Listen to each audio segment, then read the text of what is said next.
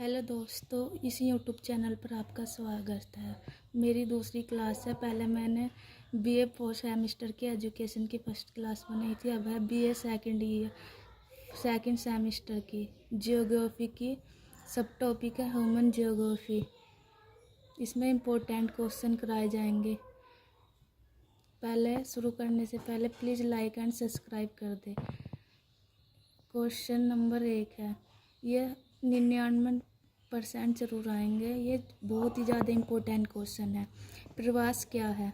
प्रवास का अर्थ है, पहले मैं आपको समझाने की कोशिश करती हूँ। प्रवास को जब कोई व्यक्ति या पक्षी या पशु जब एक स्थान से दूसरे स्थान पर चला जाता है और वहीं पर रहने लगता है, उससे प्रवास कहा जाता है। व्यक्ति तो अपनी नौकरी या शिक्षा के लिए बाहर जाता है, स्वास्थ्य के लिए, जीवन यापन करने के लिए जाता है, अच्छे शिक्षा के लिए। तो लिखे, प्रवास का अर्थ है एक स्थान से दूसरे स्थान पर जाना, जो कि मानव या किसी अन्य जीव द्वारा होता है। यह प्रवास किसी भी कारण से हो सकता है, जैसे कि नौकरी, शिक्षा या बेहतर जीवन यापन के लिए। यह क्वेश्चन प्रवास क्या है, ये ऐसा भी आ सकता है, प्रवास से आप क्या समझते हैं। या सेकंड में ऐसा बन सकता है, लोगों में प्रवास से आप क्या समझते हैं, इसके प्रमुख कारण बताएं। मैंने इस वजह से कारण भी लिखे हैं। प्रवास के कारण, प्रवास के कई कारण होते हैं। नंबर 1, आर्थिक कारण। आर्थिक कारण में ये है बेहतर रोजगार के अवसर। यानी लोग प्रवास तब करते हैं जब व्यक्ति को वहाँ जहाँ पर रह रहा है वहाँ पर रोजगार नहीं मिलता, तो एक स्थान से दूसरे स्थान पर चले जाते हैं। लोग अक्सर उन स्थानों की ओर पलायन करते हैं जहाँ उन्हें बेहतर वेतन और रोजगार के अधिक अवसर मिलते हैं। नंबर 2, एक प्रवास का कारण हो सकता है गरीबी और कम अवसर। मतलब ग्रामीण क्षेत्र में गरीबी और सीमित रोजगार के अवसर लोग को शहरी क्षेत्र की ओर ले जाते हैं। एक है प्रवास का कारण व्यापार, यानी व्यापार के लोग शहरों की ओर जाने लगते हैं। अब दूसरा कारण है सामाजिक कारण। सामाजिक कारण में शिक्षा के जब लोग ग्रामीण क्षेत्रों में रहने लगते हैं और वहाँ पर अच्छी शिक्षा नहीं मिल पाती, इसी वजह से लोग प्रवास शहरों की ओर करते हैं। बेहतर शिक्षा प्राप्त करने के लिए छात्र और युवा अक्सर शहरों और अन्य राज्यों में प्रवास करते हैं। एक विवाह, सामाजिक कारण में विवाह है। विवाह के बाद महिला या वधू जिस घर में उसकी शादी होती है वहीं रहने लगती है, इसलिए उसे प्रवास कहा जाता है। विवाह के बाद महिलाओं को अपने पति के घर प्रवास करना एक सामाजिक कारण है। राजनीतिक कारण में युद्ध, उत्तरनीपन और राजनीतिक अस्थिरता। यानी जब किसी स्थान पर युद्ध होने लगता है, उनके अधिकारों का हनन होने लगता है, तो ये दूसरे स्थान पर चले जाते हैं। यह भी एक प्रवास का कारण बनता है।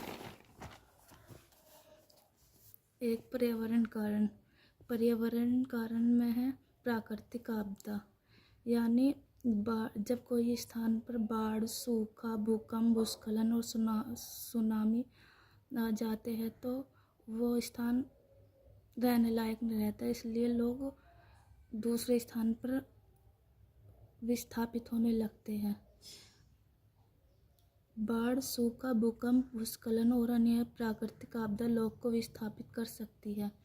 नंबर 2, जलवायु भी पर्यावरण का कारण है। यानी जलवायु परिवर्तन, जब किसी स्थान का टेम्परेचर बढ़ जाए, टेम्परेचर बढ़ने के साथ उसके समुद्र का जो जल का स्तर है वो बढ़ जाए, या टेम्परेचर के कारण वहाँ की जो जैविक विविधता बदल जाए, तो इस वजह से लोग दूसरे स्थान पर जाने लगते हैं। समुद्र के स्तर पर वृद्धि या तटीय क्षरण जैसे जलवायु परिवर्तन के प्रभाव भी प्रवास का कारण बन सकता है। अधिवास, ये भी महत्वपूर्ण क्वेश्चन है। अधिवास क्या है? यह अधिवास का क्या अर्थ है? इसके प्रकार बताइए। अधिवास उसे कहते हैं जो जहाँ पर निवास करते हैं या जहाँ पर हम रहते हैं। वह बस्ती भी हो सकती है, गांव भी हो सकता है, शहर भी हो सकता है।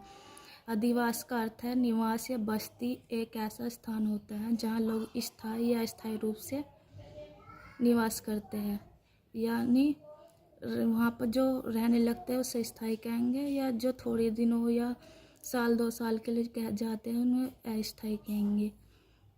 तथा वही रहकर भौगोलिक क्षेत्र पर अपनी दैनिक जीवन गतिविधियाँ करने लगते हैं, और यानी उसी भौगोलिक क्षेत्र पर अपने काम, खान पान और अपने शिक्षा रोजगार वहीं करने लगता है। तो उससे